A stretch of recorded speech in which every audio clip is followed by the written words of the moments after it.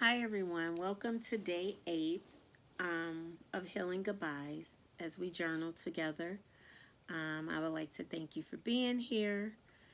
Um, so, I would like to start by reading the word, reading scripture, and it comes from Psalms 35 NIV, or if you have the King James Version, whatever version you have of the word, and you're able to locate Psalms 35, you can do that, but it's right here. From the NIV. For his anger lasts only a moment, but his favor lasts a lifetime. Weeping may stay for the night, but rejoicing comes in the morning. And to kind of reflect on this word, what does that mean? We know that um, God's favor lasts a lifetime. Does the Lord become angry? Yes, he does. But he says only for a moment. But favor lasts a lifetime. So we know that the Lord gets over things real quickly. That's a lesson for us to take and to walk in his favor, walk in his joy for a lifetime. Let that be your let that be our disposition always if we can. But we know there's a time and place for everything. So it says, weeping may stay for a night.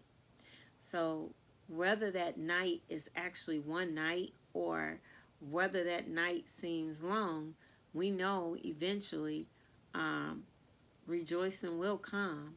So if you have had many bad days, know that your good days are coming. Good days are up ahead.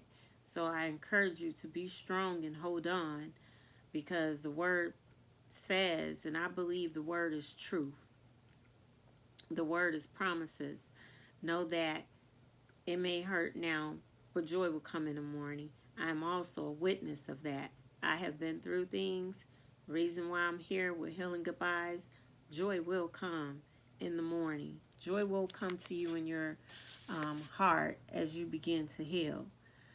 So let's reflect and release. How can you embrace the daily transformation occurring in your environment, even when you might be inclined to resist them in favor of holding on to your aspirations?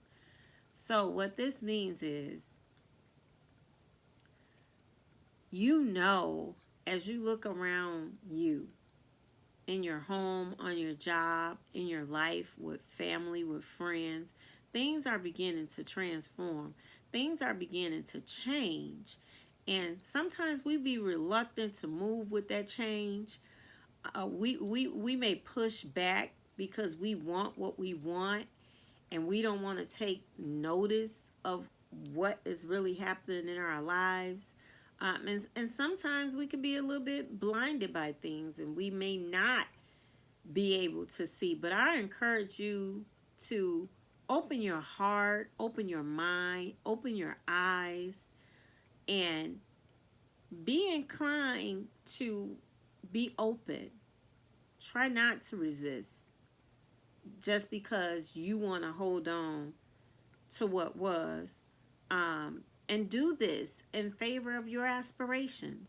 Is it even if it's your aspiration of just being healed and whole? Um, if it's your aspirations of a new relationship, your aspirations of a new job, a new business, a new situation for whatever life is serving you right now. How can you embrace the daily transformations that's occurring in your environment, even when you might be inclined to resist them in favor of holding on to your aspirations? Sometimes you have to let go of those dreams, let go of what was. And even if you don't want to put down the dream of having something and you feel that maybe this is something God is going to give me later, but not right now. We love the not right nows, don't we?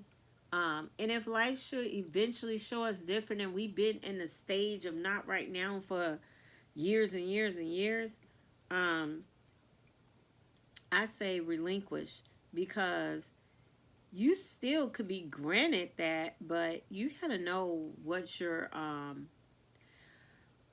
purpose. You have to yield. You just have to yield. And if you don't, life gonna find its way of forcing you to do that. So I encourage you, pay attention to the things around you in your environment. I put for me, I can embrace the children that I get to teach every school year. So for me, it was part of a lost business, but I know God brought me into another position that I wanted, and that's why I said we have to know the things that we have asked for as well. So there was something that I did ask for, and maybe God is granting that to me now. We forget we ask for so many things. So I'm grateful. I am giving the children in my environment every day in my classroom my 100%. I had to stop saying, oh, when I'm this, I'm going to do that. I know I relinquished my plans to God. I asked him to give me the desires of my heart, but let those desires be placed there by the Lord. Uh, yeah, because I've been down this road and I understand now. I see how this works. I want to be working his purpose every day. The things that he have willed me to do for his good pleasure.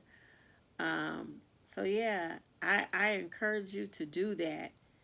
Um, just pay attention to the transformations that are happening um, in favor of holding on to your aspirations. Not to say you can't have the things you ask for.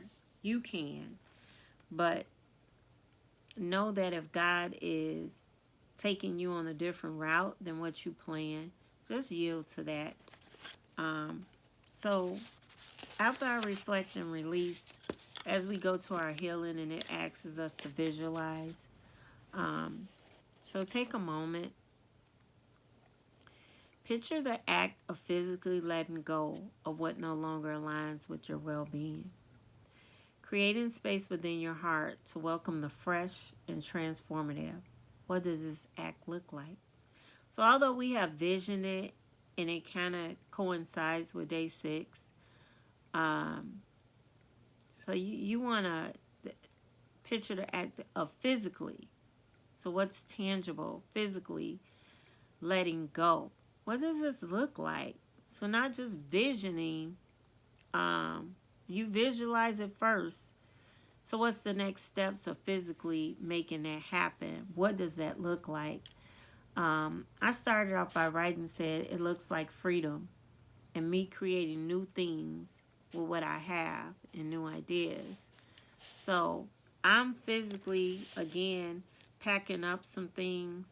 So that's what it physically looks like for me. And I'm going to write some letters on these things and hope that they be placed in the hands of someone that it can bless, someone that it will be purposeful for. Because I'm cleaning out, and this, what we say, the new year, clean out the old, bring in the new. So I'm making space.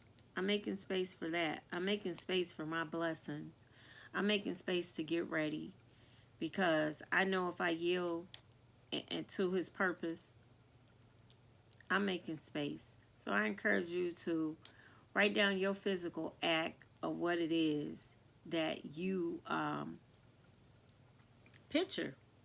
You visualize. How are you going to, because it's healing. It's healing to not only just visualize and meditate it, but actually to put your hands on it and make it tangible and release it.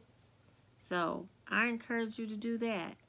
And I pray, that as you begin to do that, you feel healing come about. I just pray that this is doing your heart good. Just release, unpack. It will do your body so good. So thank you for joining me for day 7 and day 8. I have missing a couple of days and taking his pain medicine. So yeah, I'm glad I'm doing the things to heal myself. So even if it brings about a little pain, it will be for my ultimate good. So I want to leave you with that and encourage you. Be blessed. Thank you. Bye.